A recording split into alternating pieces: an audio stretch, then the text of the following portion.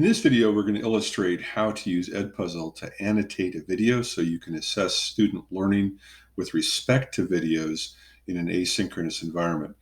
So once you create your Edpuzzle account, then you can upload videos into that, or actually select videos. So for example, if this was a video that we wanted to see here from Spangler Science, which is basically illustrating the production of carbon dioxide through fermentation in yeast. And let's say I wanted to annotate this, I would simply click on the share, copy the URL for that, and then I would put it into the Edpuzzle here by selecting YouTube and pasting the URL in. In this case, I'm going to just use a video that I created. This is a simple video here. If you watch the video, you'll notice that the first part is kind of sketchy because I'm moving around a little bit, and so I can crop the video. And one of the things you're going to want to do is you're going to want to crop videos there as necessary so your students don't have to watch irrelevant information. So I can click on the edit right here, and I can cut the video just by dragging forward to the point I want to watch. Okay, so let's say I've done that. And then I want to add some questions. So I can click on a question right here. And let's say I want to back it up to right about here. And I'll say I'd like a multiple choice question. So let's say the multiple choice question was, under what conditions does a fluid boil? So I can go ahead and I can just paste that in right there. And then I can chop my options and so forth. So let's say I'll choose these options right here. And so now we're annotating, just providing some options and so forth here. And I'm going to add another choice right here because it's a three-part multiple choice in this particular example. And so now I have three questions. Here's the correct answer. So I'm going to mark that one as the correct one. I'm going to save it.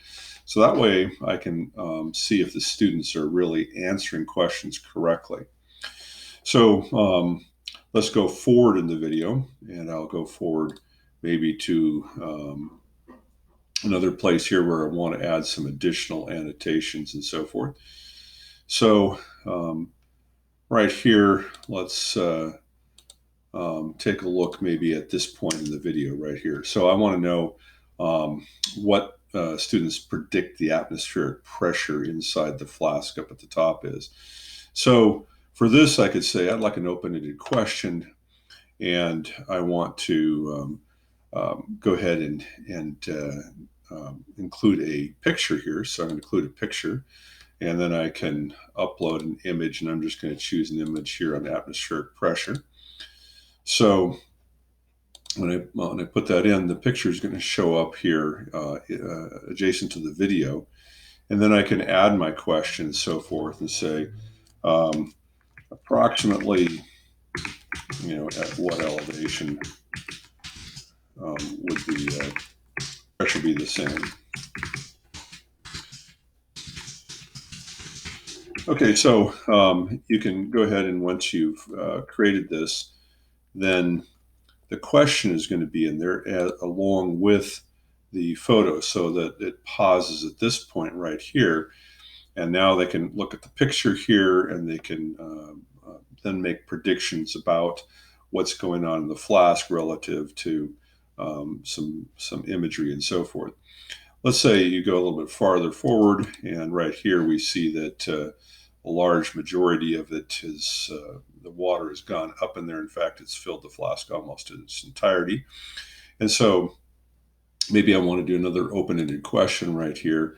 And this question here, I want to ask them to review a simulation first. So I'll say, please review